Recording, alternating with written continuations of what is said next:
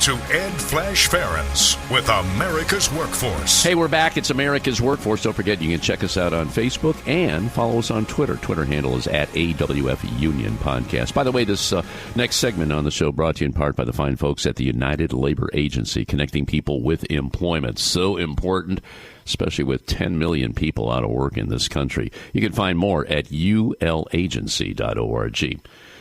Let's go to our live line right now and welcome Pete Almini on behalf of the Heat and Frost Insulators. Pete's one of our regular guests here on the show.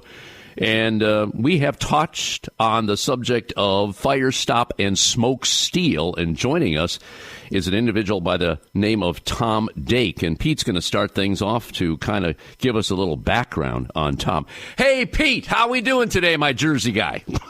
Hey, how you doing today? That is our standard open here on America's Workforce. I appreciate that. You doing well there in Jersey? How's things shaping up here? I mean, we're hoping to see the end of this pandemic. Yes, we. This is like the fourth day in a row we haven't had snow, so it's a good day. We're still digging out. We had one snowstorm after the next, but I'm promising everybody we're not going to have snow here in June. But I can't promise that in May. There you go. I hear you, my friend. Okay, why don't you give us a little background on the individual that's joining us today by the name of Tom Dake. I know you have talked about him before. Why don't you give us a little background, and then we're going to switch it over to Tom and talk about fire stop and smoke seal. Go ahead, Pete. Yeah, as you mentioned, Flash, we've talked about fire stop and smoke seal twice already, and it's a conversation that we still need to continue because we have to get the word out on this important technology that's been around for a long time. And much like mechanical insulation, it has a ignorance factor that has to be addressed. In this particular case, this is a life-saving products that have to be installed properly, and unfortunately, we need to do more of this in our buildings. And I want to be able to share the talents of somebody that I know, Tom Dake. He's a contractor that works with the LMCT, one of our trustees as well, but he also represents the industry and tries to promote it all throughout the nation and also Canada as well. His resume and his bio is pretty impressive, and we can spend probably the entire show time discussing that, which I don't want to, but I will give a quick listing of his positions. He is certified Inspector 2 from the National Fire Protection Association. He's currently the Vice President of Fire and Life Safety Services of Superior Industrial Insulation Company. And Flash, let me introduce to you Tom Dake. And Tom, are you there? Yes, sir, I am. Tom, thanks for joining us here on America's Workforce. Well, nice intro there on behalf of Pete Almini. Let's get into the details here. What is fire stop and smoke seal? Go ahead. Well, greetings, guys. Pete, thanks for the introduction. Flash, thanks for having me here with you on your program. Fire stopping and smoke seal, putting it very simply, is basically putting a barrier back to the way it was before something changed it. So that really includes the sealing of items that pass through walls or floors, such as electrical conduits, plumbing, and ductwork, basically stopping the passage of fire and smoke from one spot to another. It also includes that joint where the wall meets the floor above, and also where the joint at the edge of the building where the floor meets that exterior. And we use fire stopping and smoke sealing as part of an overall containment strategy where we're just stopping that fire and smoke from passing to different parts of the building. So Tom, why is this important? I mean, it seems logical to me, but there's got to be more detail that you can pass on to us. Well, sure. I mean, statistically, when you look at it, nearly 70% of all building-related deaths in a fire are directly associated with smoke inhalation. Most of the people, most of the victims, they're not even located in the same room or on the same floor as the fire's origin, because smoke can spread very rapidly through openings in walls and floors, and it can stop people from finding their way out of the building. So it's a very important concept that we seal this properly to save time and save lives. So when you do that sealing, I mean, is it like 100% sealed then when that happens?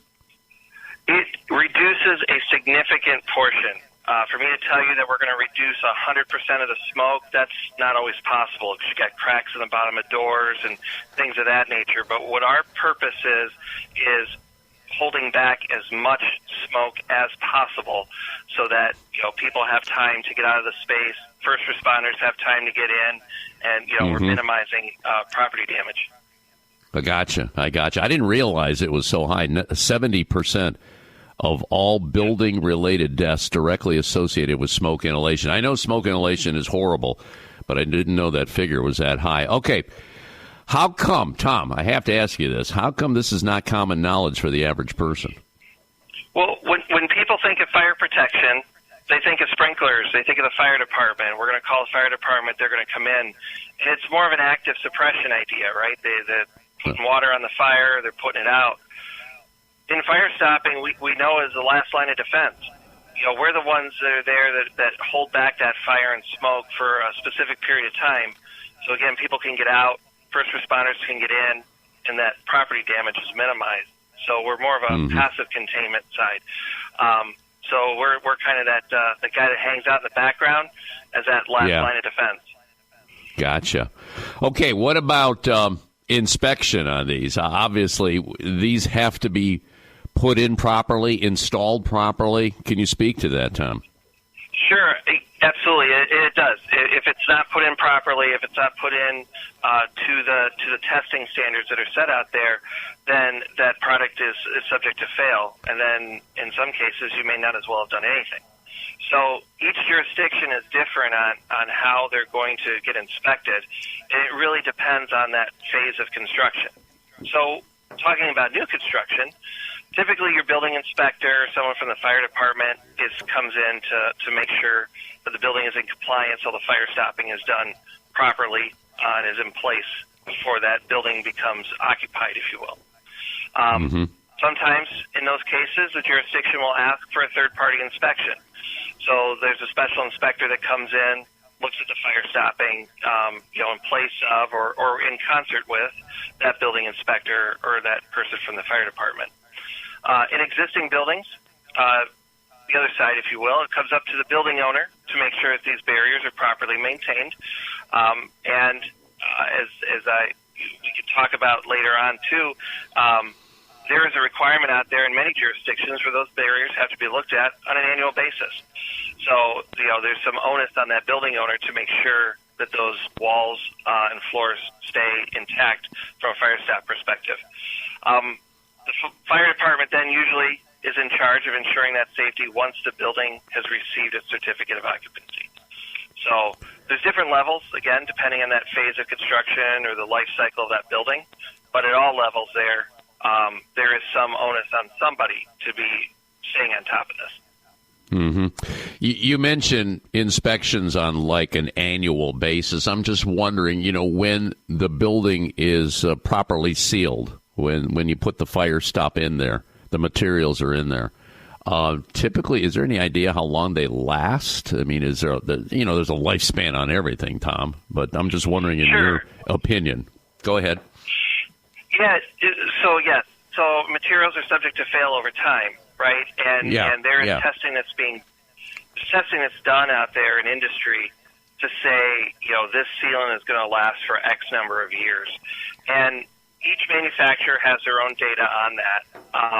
But that's why it's so important that you're checking these barriers on an annual basis to look for these failures, looking for the cracks. If the building starts to settle and some of the fire stop sealants become cracked, you need to be on top of that to get it fixed and remediated. And there are procedures in place to fix that. But unless it's noticed, It's not something you could just put in the background and forget about. It's an active process that we continuously go through. Yeah, inspections are so important. I have to ask you this, Tom, in your opinion, is the inspection process I'm referring to, is that being done in a proper manner right now? We're slowly getting to that process of where I think we need to be out there.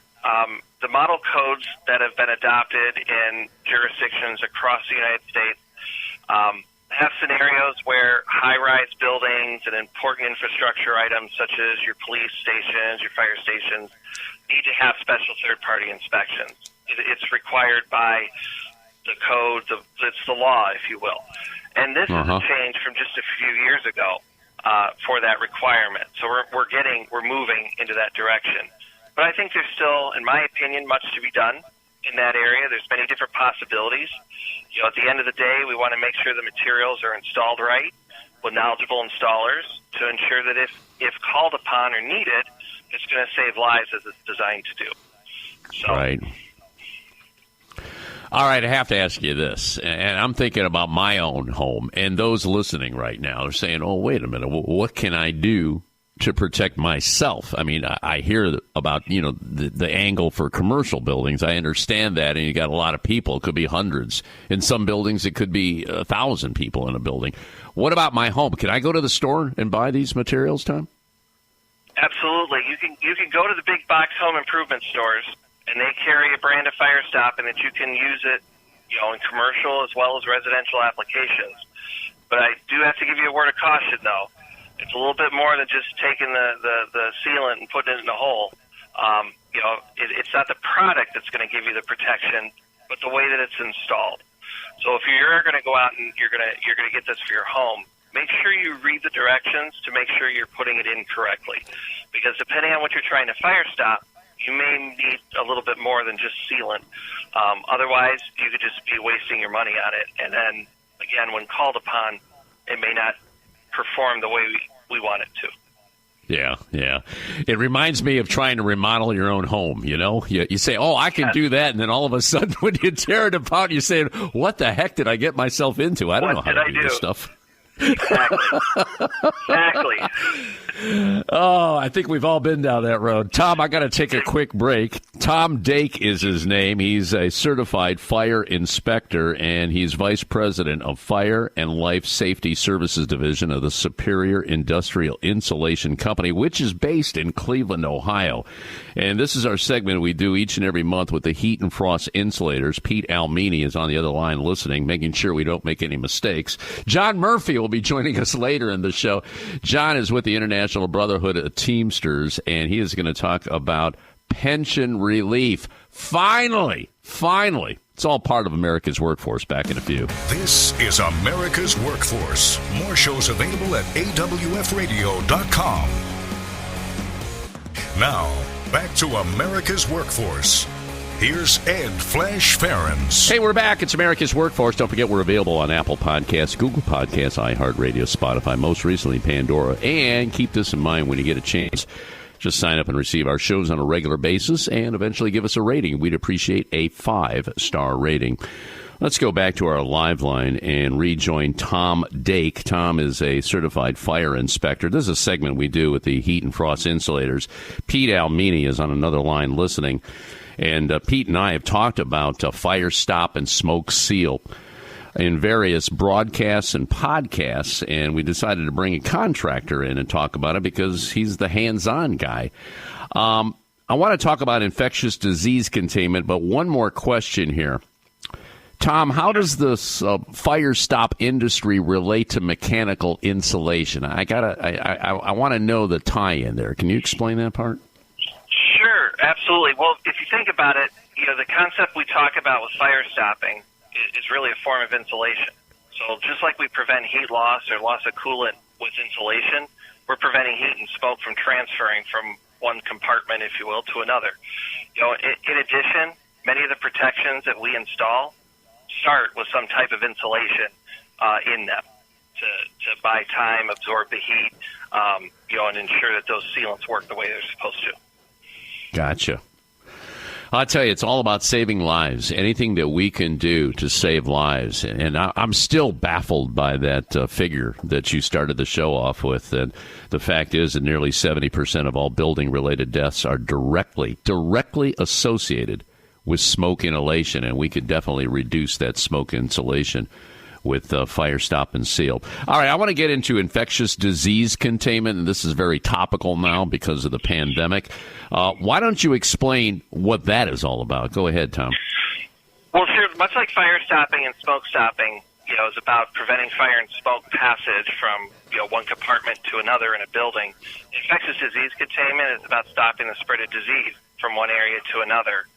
There's many airborne diseases that are out there, and if we could provide a barrier to stop them or contain them to one area, much like fire stopping and smoke stopping, infectious disease containment is right up that alley, and it's something that we can do, and a service that we could provide. It's kind of a byproduct. Now, can you speak to COVID-19? How does that fit into infectious disease containment? Well, sure. Well, we talk about COVID-19, and of course we're all wearing masks out there as kind of a barrier to stop, airborne, particulates from spreading around.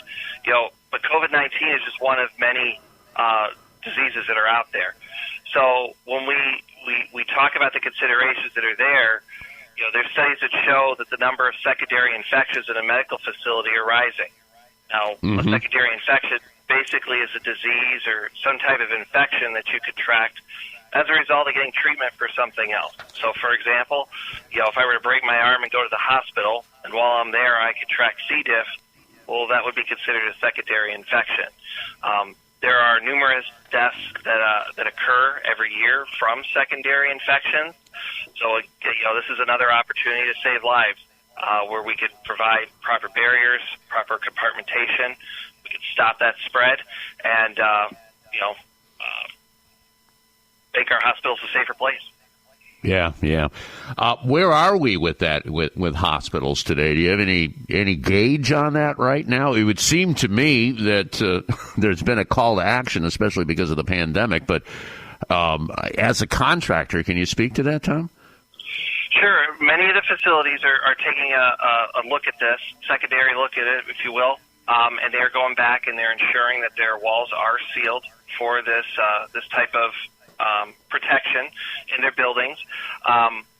We have done numerous projects where we go in as retrofits and similar to fire stopping and smoke stopping that's looked at on an annual basis. Now we're going in and doing these infectious disease containment audits to make sure that those barriers are intact too. The neat thing is, if you will, is that many times it's the same type of materials that we're using in fire stopping and smoke stopping in these facilities. So it's just just another application where we can expand our talents, our knowledge, to again save lives. And I have to ask you, similar to fire stopping, can this be installed anytime or only in new construction? What's the story on that? Absolutely. We could do this anytime in building life cycles. I could tell you just last week that I was out on a project in a 100-year-old building, and we were putting in infectious disease compartments to again stop that spread of infectious disease from one area to another. Mm-hmm. So, there's also a lot of other byproducts that come with that, including acoustical protection. So when we talk about healthcare and you got privacy concerns about sitting in a room next door and hearing personal information about somebody else through the wall, these products there also offer that type of protection too. So there's a lot of byproducts that come with doing these types of applications out there that again make these buildings safer and in a better place. Yeah, and outside of hospitals, I'm thinking of nursing home facilities. I mean, take a look at what's going on with the pandemic right now, and the attention that's being placed on nursing homes. There's a big opportunity there. One more question here. It's so important that these installations are done properly, and you mentioned the inspections and all that. Let's talk about the fact that they have to be done properly. That's where the training comes in, and that's where the unions come in. Talk about union labor. because we're talking about life-saving technologies here. Can you address that? Sure, absolutely. Installers definitely need to be trained in the proper installation techniques of fire stopping. And it goes beyond that. I mean, union labor is very familiar with construction and the process of construction and the time frames that are associated with that. So being able to select the correct install systems on the front end to accommodate different things such as plastic pipes or large duct pieces or different scenarios where we have mixed items in the same opening. Being able to install the right quantity and the right type of material and make it look, have a great appearance to it to be in that building. That's where union labor's poised to ensure that life safety compliance out there in the marketplace. It's so much more than just taking a little bit of sealant and throwing it in the hole. There is a method to that madness, and union labor they are trained to follow those details and ensure that compliance out there. Very good. All right, I think we covered it all here. For more information on FireStop and infectious disease containment, I have a website. Just go to firestoplmct.com. That's firestoplmct.com. And Tom, great job today. If you want to give a little plug to your company here, Superior Industrial Insulation Company, is there information you want to lay on us right now? Sure. We can, if anybody's out there is, having some issues in the fire stop world, feel free to reach out to us. Our website is superior-insulation.com. We've seen some crazy things over the years, but just when I say that, I turn around and I find something even crazier. So I say we specialize in things that are messed up, and that's what we do. So if you got a problem, check us out, again, superior-insulation.com, and we would be happy to help. Tom, that sounds like another show to me. I'd be happy to be back. I appreciate you having me on. Okay, you take care, be safe. And Pete Almini is listening on the other line. Pete Almini, thank you for setting this up for America's